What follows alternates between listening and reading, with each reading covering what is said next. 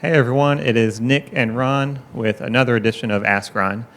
This week we are live from our Finding Motivated Sellers event. How are you doing today, Ron? I'm ready to go, man. All right, good. I've got a few questions here. First one is from Javier in Georgia. Okay. Javier says, if a house is over leveraged worth 250 with a 260 balance, you seem to suggest we lease option it with purchase price of the balance owed at the time of purchase. My hope would be for the market to catch back up eventually. Okay, wait a minute. There's 260 owed, and he thinks it's worth 250. Right. Javier, I think you're probably wrong. I think you probably got a wrong ARB on it, and you need to check that more thoroughly, because in today's world, I don't know how a loan got on there for 260 if it's only worth 250.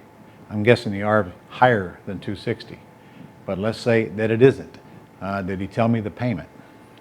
He did not mention the payment, but he seems to think that he would have a good cash flow with the payment. So that was Okay. the next part of his question. Well, I would have no problem at all buying the property from the seller. You're not giving him any money. You will have to pay the closing costs, but they're not much in your state. And as long as you're getting a good cash flow on it, so now maybe you can put somebody in there. I don't care if you put them in there for 264.9 because you're in this for the monthly cash flow. But remember, you can get, let's say you put it in there for 264.9 and somebody comes in with 20 grand. Remember, you should put $15,000 of that aside in a bank account because your buyer owes you less than what you owe to pay off the underlying loan. Now the good news is that'll probably catch up as you pay down the debt, so you won't even have to bring that money to closing, but that's not your money. You can't go spending that money. That actually has got to go to the lender if the buyer cashes you out. Probably the good news is the buyer won't cash you out, so it'll all even out. But you just can't make a whole lot of money on that property on the front end, so it's all in the monthly cash flow. Plus the depreciation won't hurt you either. It helps you pay less taxes just because you bought that property. All right. And he asked if there's any negatives to doing this one as a subject to. Not for me, not for you, but if the seller ever wants to go get another loan, there's going to be a big negative. I'm telling you, it's just as easy to buy it on a wraparound mortgage than it is buying it subject to. Why don't you just do that and get the seller's permission to pay the bank directly? That's what your attorney should do at closing. Can you do a wrap when the underlying is more than? Yes. Okay. If you buy it for 260, you can do the wrap for 260. Okay. So your wrap will be the exact same terms as the underlying wrap, and that contract needs to be written that way. The principal and interest on the payment to the seller will equal that on the seller's payment to the bank. Okay. And then don't put a balloon in it.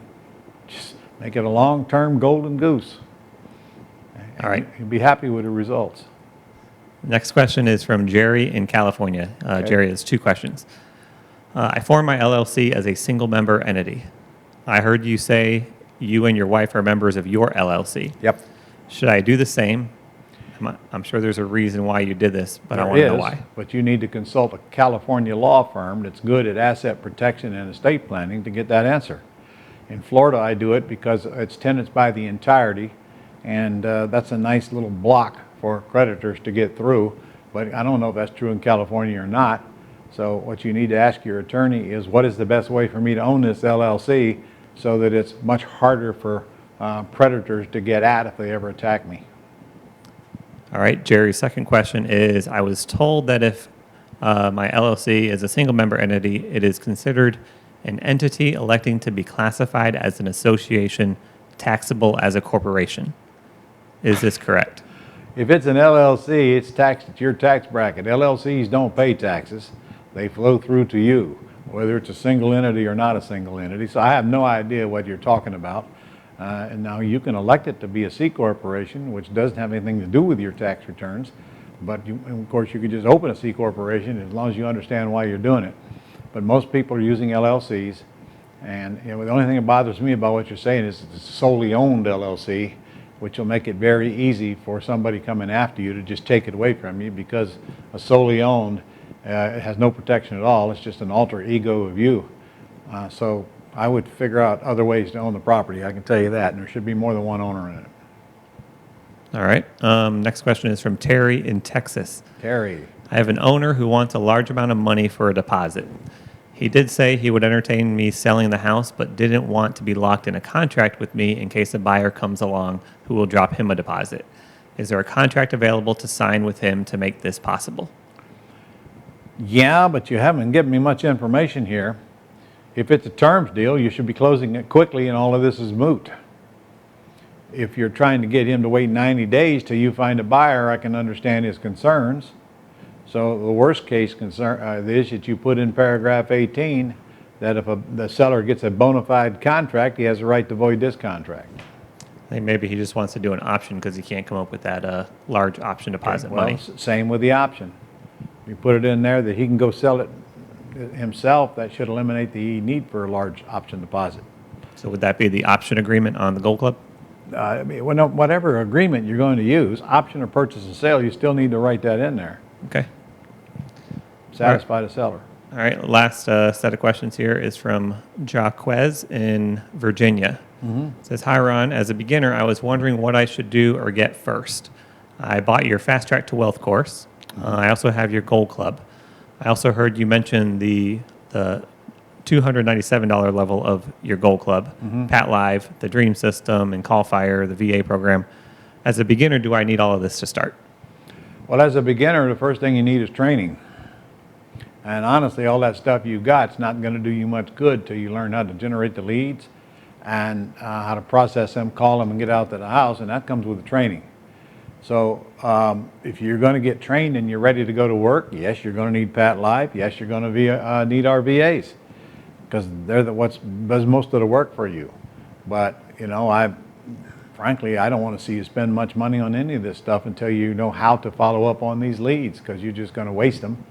And then you're going to waste all the money you're spending on the sources that you need, but they really should come after you get trained. So get into Quick Start Real Estate School. You can do it virtually now, or you can do it live in October. Just call our office and let them give you all the skinny on it. And in fact, we got a good deal going on right now as well. Okay. I also heard you say to get an LLC. Do I need this before I do a deal? And if so, No. how many LLCs do I need? No, you need to get trained. And then if you don't need an LLC to buy a house, you can just take title in a trust and you be the beneficial interest. So first things first, let's don't go and get in a bunch of entities when we don't even know what we're going to use them for. They come later. All right, First thing you need to get is a check. Last question is, what do I do if I want to get a mentor? Call our office and discuss a mentor with them, and they'll give you all the options and all the benefits of doing so. And if you want to do it as a package, you get a discount for doing that as well. Plus, if you're a Gold Club member, you will get to use Gold Club points. That's $1 a point. Okay? All right. That's it. That's all of our questions for this week. Okay, guys. See you next week. Year's going by fast. Get out there and get to work. Make sure you keep us posted and send in your comments and questions and your testimonials when you actually get checks. See you next week.